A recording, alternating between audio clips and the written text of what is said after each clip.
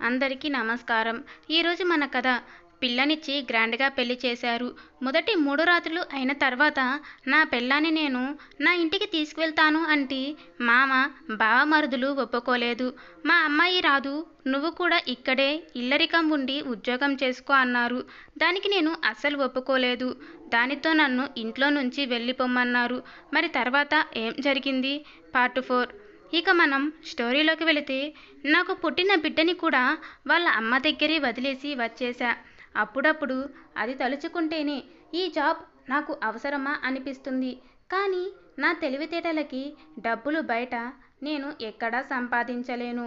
అలా అని మా మామ దగ్గర నా చిన్న చిన్న అవసరాలకు చెయ్యి చాచలేను. అందుకే ఇంతకుముందు నా పెళ్ళాన్ని చూడ్డానికి వెళ్ళే నేను ఇప్పుడు నా కూతురిని చూడడానికి కూడా అలానే వెళ్ళాల్సి వస్తుంది. ఏమంటే ఒక్కటే చేంజు. మామూలుగా గుడి దగ్గర కలిసే నేను ఇప్పుడు పాప కోసం అని అన్నీ మర్చిపోయి మా అత్తారింట్లోనే ఉంటూ తనని చూసుకుంటున్నాను. కానీ రాను రాను నా మీద నాకే కోపం వస్తుంది. నెలలో 2 రోజులు లీవ్ పెట్టడానికి మా సార్ని మరీ దిగజారి అడుక్కోవలసి వస్తుంది. కనీసం అలా అడుగుతున్నందుకైనా ప్రతిఫలం ఉంటుందా అంటే ఒకసారి లీవ్ ఇస్తాడు, ఇంకోసారి ఇవ్వడు. ఇక ఇన్ని పంచాయతీలు నా జీవితంలో నడుస్తున్నా ఒక్కసారి నా బుజ్జి తల్లి నన్ను నాన్న అని పిలిస్తే అన్నీ మర్చిపోతున్నా. ఏంటి, అప్పుడే పుట్టిన పిల్ల నాన్న అని ఎలా పిలుస్తుంది అన్న మీ డౌటు. నిజానికి మీ డౌట్ కరెక్టే. అప్పుడే పుట్టిన పిల్ల నాన్న అని పిలవదు. కానీ 3 సంవత్సరాలు నిండిన పాప మాట్లాడుతుందిగా. నా కూతురికి కూడా ఇప్పుడు 3 సంవత్సరాలు. కర్మ కొద్దీ 3 సంవత్సరాలు గడిచినా నా బ్రతుకు ఇంకా అలాగే తగలడింది మా అత్తారింట్లో. బుజ్జి నాన్న, బయటకు వెళదామా నాన్న? లేదు డాడీ, నేను రాను. అబ్బా, ఐస్ క్రీమ్ తీసిస్తానులే.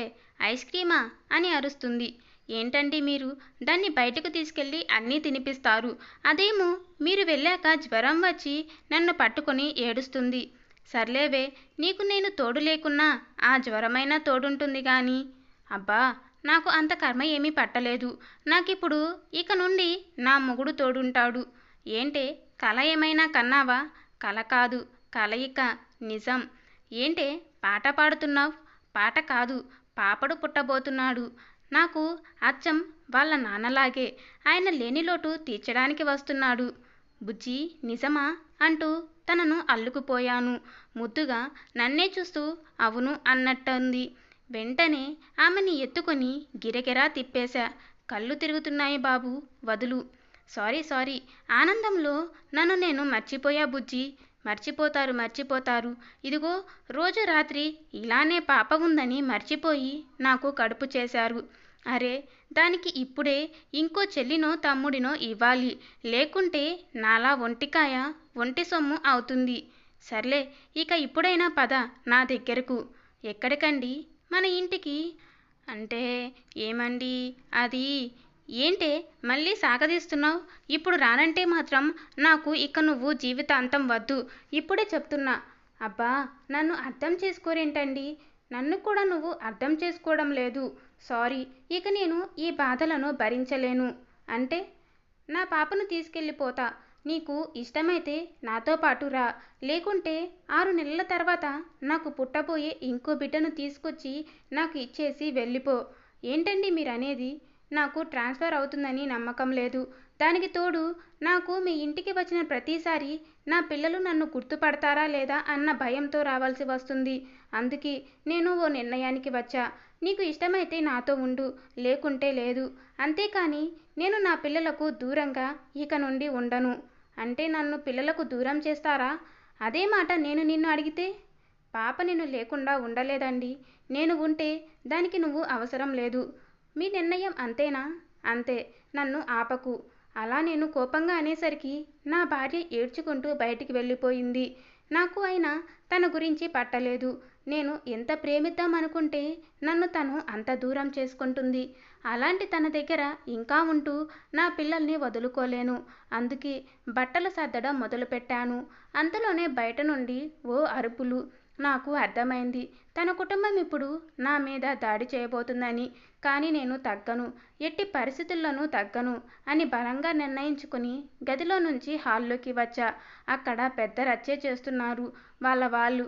కానీ నేను తగ్గకుండా నా పాపను పట్టుకొని వెళ్తానంటే వెళ్తాను అని బలంగా నిలబడ్డా.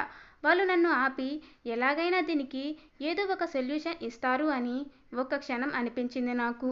కానీ వాళ్ళు, అల్లుడు, ఏంటి ఇదంతా? బిడ్డను తల్లికి దూరం చేస్తావా? నీకు న్యాయంగా తోస్తుందా? చెప్పు.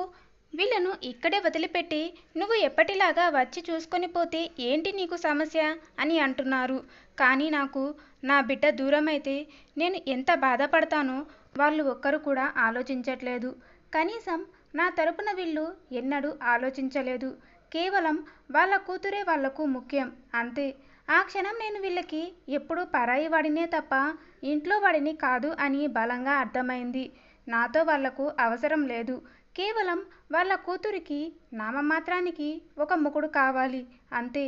అలా వాళ్ళు ఆ మాట అన్న మరుక్షణం నాలోని మనిషి చచ్చిపోయి ఎవరూ నా గురించి ఆలోచించరు. ఎందుకంటే నా తరపున మాట్లాడేవాడే లేడు అని ఒక నిర్ణయానికి వచ్చా. బాధపడితే పడ్డాను. దానివల్ల ఎవరికి నష్టం? ఎలాగో నేను బాధపడితే ఓదార్చే దిక్కు కూడా లేదు అనుకుని నా కూతురి వంక ఒకసారి చూసి తనని అక్కడే వదిలి వెళ్ళిపోయా. ఎప్పటిలానే రోజు ఆఫీస్కి వెళ్తున్నా వస్తున్నా. కానీ ఎవరితోనూ మాటలు కలపాలని లేదు. ఒంటరితనం అలవాటైంది. రోజూ తింటున్నా, చేసిన పనినే చేస్తున్నా. ఒక రోబోలా ఉంది బ్రతుకు. నా బంధాలన్నీ వదులుకొని వచ్చి 3 నెలలు అయింది. కానీ ముందులా అన్నీ మర్చిపోయి తిరిగి వాళ్ళ ఇంటికి వెళ్ళలేదు. నిజానికి వాళ్ళు కాల్ చేసి కూడా రమ్మనలేదు, ఒక్క నా వైఫ్ తప్ప. దాని తర్వాత అప్పుడెప్పుడు 1 మంత్ బ్యాక్ అనుకుంటా మా మామ చేసినట్టు గుర్తు. అది కూడా ఎలా ఉన్నారు అని అడగకముందే ట్రాన్స్ఫర్ అయ్యిందా అల్లుడు అని అడిగారు. లేదు అని నేను చెప్పేసరికి పెట్టేశారు. నాకు ఈసారి వాళ్ళు అలా అడుగుతుంటే పెద్ద బాధ అనిపించలేదు. వాళ్ళ అవసరం కాబట్టి ఏదో కస్టమర్ కేర్ వాడికి చేసినట్టు కాల్ చేసి అడుగుతున్నారు అనుకుని వదిలేశా. కొన్ని రోజులకు నాకు నిజంగానే ట్రాన్స్ఫర్ అయింది. బట్ ఆ విషయం నాకెందుకో వాళ్లకు చెప్పాలనిపించలేదు. మేబీ ఒంటరితనం అలవాటైపోయింది అనుకుంటా. కాదు, సంసారం మీద వైరాగ్యం అలవాటైంది. అందుకే వాళ్లకు చెప్పకుండానే నా ఇల్లు ఖాళీ చేసి వాళ్ళ ఊరిలోనే వాళ్లకు తెలియకుండా ఒక రూమ్ తీసుకున్నా. మా ఆఫీస్కి దగ్గరగా, మా అత్తారింటికి పూర్తిగా ఆపోజిట్ సైడ్లో. అలా నేను రోజు ఆఫీస్కి వెళ్తున్నా వస్తున్నా. పెద్ద తేడా ఏమీ లేదు. కానీ ఒకరోజు మాత్రం ఆఫీస్లో నేను ఏదో ఫైల్ తీసుకుంటుంటే మా హెడ్ నన్ను పిలిచి ఒక అమ్మాయిని చూపించి తనకు పని నేర్పు, కొత్తగా వచ్చింది అన్నాడు. నేను ఆయనను కాదనలేక ఆమెను నా క్యాబిన్కి రమ్మని చెప్పి డీటెయిల్స్ చెప్పి ఆ రోజు సెక్షన్ పూర్తి చేశాను. టైం అవ్వడంతో అందరం బయటికి వచ్చేసాం. నేను నా బండి తీసుకుని ఆఫీస్ నుండి బయలుదేరాను. అలా వెళ్తుంటే దారిలో బస్టాండ్ దగ్గర తను నిల్చొని ఉంది. మామూలుగా అయితే ఎవరికీ లిఫ్ట్ ఇవ్వను, కానీ తనకు ఇవ్వాలనిపించింది. అందుకే ఆమె ముందే బైక్ ఆపి, ఎక్కడి దాకా మేడం, మీకు నేను సాయం చేయనా అని అడిగాను. అందరి ఆడపిల్లలా తను ఎలాగోనో చెప్తుంది కాబట్టి ఏదో అమ్మాయిని ఒంటరిగా వదిలేశాడు అనే ఫీల్ నాకు పోతుందిలే అనుకున్నా. కానీ నా ఊహకు అతీతంగా తను ఇక్కడే సార్, మీరు వెళ్ళే దారిలోనే, వదలగలరా నన్ను అంది. నాకు మాత్రం ఇందాక తన ఫైల్ చూసినప్పుడు గుర్తు. అందులో తన ఊరు నేను వెళ్ళే చోటు దాటుకొని వెళ్లాల్సి ఉంది. అందుకే ఒకసారి ఆమెను అనుమానంగా చూశా. ఆమె అది అర్థం చేసుకుని, మీరు గిల్టీ ఫీల్ అవ్వకుండా ఉండాలని నాకు లిఫ్ట్ ఇస్తానంటున్నారని నాకు తెలుసు సార్, అందుకే నేను కొద్దిగా జోక్ చేశా అంది నవ్వుతూ. అలా ఇద్దరం నవ్వుకొని ఆ అమ్మాయిని నేను మెయిన్ బస్టాండ్ దగ్గర వదిలి నా దారిన నేను ఇంటికి వచ్చేసా. ఇలా రోజు నేను ఆ అమ్మాయిని బస్టాండ్లో వదిలి నా దారిన నేను ఇంటికి వెళ్ళడం అలవాటైపోయింది. అలాగే ఆ అమ్మాయితో నేను అన్నీ షేర్ చేసుకోవడం ఎప్పుడు ఆరంభించానో కూడా నాకే తెలియదు. అది ఎంతవరకు వెళ్ళిందంటే మేమిద్దరం కలిసి ఆఫీస్ డుమ్మా కొట్టి సినిమాకు వెళ్ళేంత, కలిసి ఒకరి కోసం ఒకరం షాపింగ్ చేసేంత, ఒకరి ఇష్టాలు ఒకరు తెలుసుకునేంత, దానికి పేరు ఏం పెట్టాలో కూడా తెలియనంత బంధం మా ఇద్దరి మధ్య ఏర్పడింది. అలా రోజులు ముందుకు సాగాయి. ఓసారి బాగా వర్షం పడుతుంది మా ఏరియాలో. సో బస్సులన్నీ లేటుగా ఉన్నాయి అని ఎవరో చెప్పారు. అందుకే ఆ వర్షంలో తను ఎక్కడ ఇరుక్కుంటుందా అని నేనే తనను ఇంటికి తీసుకెళ్ళాను. ఆమె కూడా మామూలుగానే ఇంటికి వచ్చింది. కానీ ఇల్లంతా ఒకసారి చూసి ఏంటి చెత్తా చెదారం అని తిట్టుకుంటూనే ఇల్లంతా క్లీన్ చేసి నాకు వంట కూడా చేసి పెట్టింది. ఇద్దరం చేసిన వంట తిని కొద్దిసేపు మాట్లాడుకొని అలానే సోఫాపై పడుకున్నాం. మార్నింగ్ నేను లేవగానే ఇంట్లో ఏవో దట్టమైన పొగలు. దెబ్బకు తడుచుకొని ఫైర్ స్టేషన్ వాళ్లకు కాల్ చేద్దామని ఫోన్ కోసం వెతకడం మొదలుపెట్టా. కానీ అప్పుడే తను మెల్లగా ఏదో పాట పాడుకుంటూ ఇంట్లో ధూపం వేస్తూ కనిపించింది. ఆమెను అలా చూసేసరికి ఒక్క క్షణం నా భార్య కూడా అలా ధూపం వేస్తూ మా ఇంట్లో తిరుగుతూ ఉంటే ఎంత బాగుండు అనుకున్నా. అలా నేను ఆమెను నోరు తెరిచి చూస్తుంటే ఆమె మాత్రం చిన్నగా నవ్వి నీ భార్య గుర్తొచ్చిందా ఏంటి అని అరిచింది. ఆ అరుపుకు నేను ఎప్పుడూ లేనిది రౌడీ రాణి ఇలా చీరగట్టిందంట అని అనుమానము, అంతే అంటూ బదులిచ్చా. ఆమె సూటిగా నన్ను చూసి ఏడ్చావులే, నేను ఇంట్లో ఇలానే ఉంటా. నీలా 8 అయినా స్నానాలు చేయకుండా ఉండను. ఫస్ట్ వెళ్ళి స్నానం చేయి, నేను టిఫిన్ రెడీ చేస్తాను అని నన్ను స్నానానికి పంపేసింది. నేను బద్ధకంగానే స్నానం చేసి బయటికి వచ్చా. కానీ అప్పటికే మా రౌడీ రాణి ఏదో దీర్ఘంగా ఆలోచిస్తుంది. బౌ అని భయపెట్టా. కానీ తను దానికి ఏమాత్రం భయపడలేదు సరికదా. నీకు నన్ను భయపెట్టే సీన్ లేదు అన్నట్టు చూసింది. సరే, నా ఫిట్ అలా ఉంటే ఎవడు ఏం చేస్తాడు అని టిఫిన్ ఎక్కడా అని అడిగా. ఆమె మెల్లిగా నా వైపు తిరిగి నేను నీకు ఏమవుతాను అంది. నాకు ఆమె ఆ ప్రశ్న వేస్తుందని అస్సలు తెలియదు. అందుకే మా రిలేషన్కి అప్పటి వరకు ఏ పేరు పెట్టని నేను తనతో ఏమీ చెప్పలేక అలానే ఉన్నా. నేను అలా ఉంటే ఆమె నన్ను పక్కనే ఉన్న ప్లేట్తో కొట్టి దద్దమ్మ నీకు నేను ఫ్రెండ్నిరా హౌలే అంది. నేను ఆమె అలా అంటే పెద్ద రియాక్షన్ ఏమీ ఇవ్వలేదు. ఎందుకో తను నాకు ఫ్రెండే అనిపించింది. నేను అలా ఉండగానే తను నేను నీ ఫ్రెండ్ని అని చెప్తుంటే నీకు ఏమీ అనిపించలేదా అని మళ్ళీ అడిగింది. నాకు పెద్దగా ఏమీ అనిపించలేదు. ఇన్నాళ్ళు పేరు లేదు, ఇప్పుడు ఉంది అన్నాను. అది విని తను నవ్వుతూ ఇంత అందంగా ఉన్న నన్ను చూసి కూడా ఫ్రెండ్ని అంటే ఒప్పేసుకున్నావు చూడు, అందుకేరా నిన్ను ఏరుకోరి బెస్ట్ ఫ్రెండ్ని చేసుకున్నాను అంది. అది అందమో గంధమో ఏమో కానీ బెస్ట్ ఫ్రెండ్ ఏందమ్మో, నా ఫ్రెండ్ గాడు పూస్తే ఎసురు పెడుతున్నావు. నాకు ఆల్రెడీ బెస్ట్ ఫ్రెండ్ ఉన్నాడు. మరి అలాంటి బెస్ట్ ఫ్రెండ్ నిన్ను ఇన్నాళ్ళు ఎలా ఉన్నావని ఎప్పుడైనా అడిగాడా? లేదు. కానీ చాలాసార్లు హెల్ప్ చేశాడు. ఏంటి నువ్వు ఆ రాత్రి కళ్ళు తిరిగి పడిపోతే వచ్చి కాపాడాడే అతనేనా? అవును. సరే, ఆ రోజు తర్వాత అతను నీకు ఎప్పుడైనా కాల్ చేశాడా? చేశాడు. నువ్వు కాల్ చేస్తే ఎత్తడం కాదు, తనే నీకు కాల్ చేశాడా? లేదు. మరి బెస్ట్ ఫ్రెండ్ అయితే కాల్ చేయాలిగా, ఎందుకు చేయలేదు? ఏదో మిస్టేక్ కాదు, వాడు నీ బెస్ట్ ఫ్రెండ్ కాదు, అందుకే చేయలేదు. అయినా ఇప్పుడు ఇవన్నీ ఎందుకే? ఇప్పుడు కాకపోతే మరింకెప్పుడు? నీ పెళ్ళాం నేను ఎవరిని అని నన్ను అడిగితే నువ్వు సరిగ్గా సమాధానం చెప్పాలనుకుంటున్నావా లేదా? నా పెళ్ళాం ఎందుకు నువ్వు ఎవరు అని నన్ను అడుగుతుంది? ఇందాక ఇక్కడికి వచ్చి నన్ను నీ రెండో పెళ్ళాం అనుకుని వెళ్ళిపోయింది కాబట్టి. అమ్మ రాక్షసి, కొంప ముంచావు కదే. ఆమె నన్ను ఏమీ అడగలేదు, జస్ట్ ఏడ్చుకుంటూ వెళ్ళింది అంతే. జస్ట్ ఏడ్చుకుంటూ వెళ్ళిందా? అది చాలదా నా జీవితం నాశనం అవ్వడానికి? అయినా అది కాదే, నేను రాగానే మొదట ఈ విషయం కదా నువ్వు నాకు చెప్పాలి. అంటే అప్పుడు నీకు మన మధ్య బంధం ఏంటో ఇంకా తెలియదు. ఒకవేళ నువ్వు ఆ కన్ఫ్యూజన్లో ఉండి అక్కడికి వెళ్తే నీ భార్యకి నీ తెలివితేటలతో ఎలా అంటే అలా చెప్పి నన్ను నీ రెండో పెళ్ళాన్ని అని నువ్వే కన్ఫర్మ్ చేసేటోడివి. అందుకే ఇదంతా చేశా. అంటే ఇప్పుడు ఏం చేయమంటావు నన్ను? ఏం చేస్తావు? ఏమీ చెయ్యకు, ఊరికే ఉండు. ఏంటి నువ్వు ఒకటి కూడా సరిగ్గా చెప్పవా? అబ్బా, అక్కడ ఏదో ఒకటి జరగకుండా నువ్వే వాళ్ళ దగ్గరికి వెళ్ళి వాళ్లకు నువ్వే నా గురించి ఇంకా ఎక్కువ కన్ఫర్మేషన్ ఇచ్చినట్టు. కాబట్టి కొద్ది రోజులు సైలెంట్గా ఉండు. ఆ తర్వాత అవతల వాళ్ళ రియాక్షన్ బట్టి ప్రొసీడ్ అవ్వు. ఏం ప్రొసీడ్ అవ్వడమో ఏంటో. అలా ఆలోచిస్తూనే నేను తను ఆఫీస్కి వెళ్ళిపోయాం. పోయిన ఒక పావుగంటకి నాకు మా మామ నుండి కాల్ వచ్చింది ఇంటికి రమ్మని. నాకెందుకో వాళ్ళు కాల్ చేస్తే చిరాకు వచ్చింది. అందుకే నేను రాను అని చెప్పి కట్ చేశాను. అలా కట్ చేశాక నాకు మళ్ళీ పొద్దున జరిగిన సంఘటన గుర్తుకు వచ్చింది. ఏంటి ఇలా చేశాను అనుకున్నాను. కానీ కొత్తగా బెస్టీ అయిన నా బెస్ట్ ఫ్రెండ్ మాత్రం నువ్వు కరెక్ట్గానే చేశావు, వాళ్లకు నీ విలువ తెలియాలి అని చెప్పింది. నాకు తను చెప్పింది కూడా ఒక రకంగా కరెక్ట్ అనిపించి వదిలేశాను. కానీ మా బావమరుదులు వదిలినట్టు లేరు.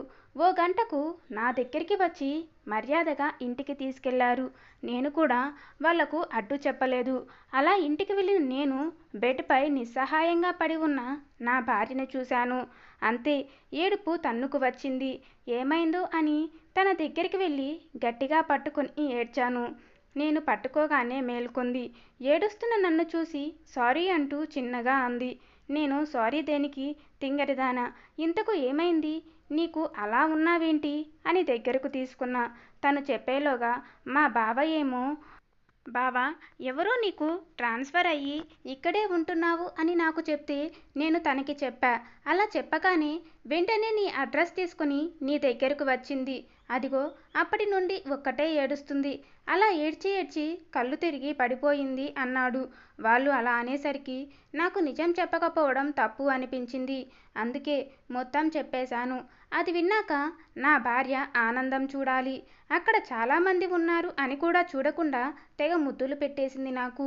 నేనే తనను అలాగే ఎత్తుకుని తీసుకెళ్ళి తన గదిలో ఉంచి నా కూతురిని ఎత్తుకొని బయటికి తీసుకెళ్ళి దానికి అన్నీ కొనిపెట్టి తీసుకొచ్చా.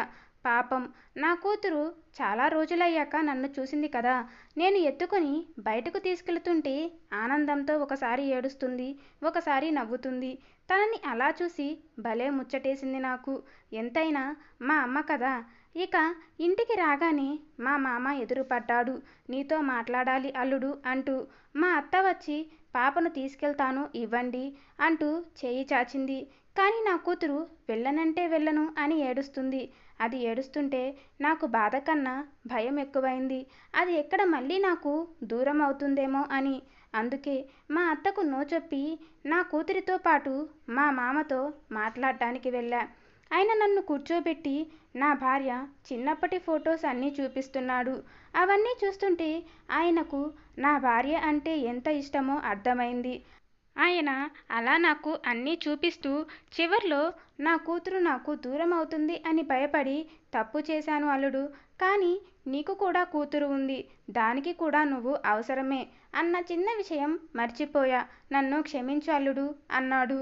పిల్లనిచ్చిన మామ అల్లుడిని క్షమాపణ అడగాల్సి వస్తే దానికన్నా దరిద్రం వేరే ఒకటి ఉండదు నాన్న అని మా అమ్మ చిన్నప్పుడు నాతో చెప్తుండేది. అందుకే ఆ తర్వాత ఇన్నాళ్ళు మా మామకు అటువంటి పరిస్థితి రాకూడదని ఎంత బాధనైనా నాలోనే దిగమింగుకున్నా. కానీ చివరకు ఇలా మిగిలాను. సరే, చివరికి ఎలాగో అలా బాధలు నా జీవితంలో నుంచి పోయి మా మామ నాకు నా పెళ్ళాన్ని ఇన్ని రోజుల తర్వాత వదిలేశాడు. కానీ నాకే వాళ్ళను విడదీయాలని అనిపించలేదు. అందుకే రోజు మా ఆఫీస్కి అప్ అండ్ డౌన్ చేస్తున్నా. ఆఫీస్లో నా బెస్టీ వల్ల వచ్చిన ప్రమోషన్, ఇంట్లో ఇంకోసారి నా భార్య వల్ల నాన్న అయ్యే అవకాశం, రెండూ నా జీవితానికి ఓ మలుపురాని గుర్తులుగా మిగిలిపోయాయి. అవును, నాకు రెండోసారి ఎవరు పుట్టారో మీకు చెప్పలేదు కదా. మాకు మా నాన్న పుట్టాడు. అలా ఇల్లరికపు అల్లుడుగాని నేను కూడా సెటిల్ అయిపోయాను. ఇంతటితో నా కథ ఎండ్ అవుతుంది. ఫ్రెండ్స్, మీకు ఈ స్టోరీ నచ్చితే తప్పకుండా సబ్స్క్రైబ్ చేసి పక్కనే ఉన్న బెల్ ఐకాన్పై ప్రెస్ చేయండి. అలాగే ఈ స్టోరీ ఎలా అనిపించిందో లైక్ చేసి కామెంట్ చేయండి. Thank you for watching.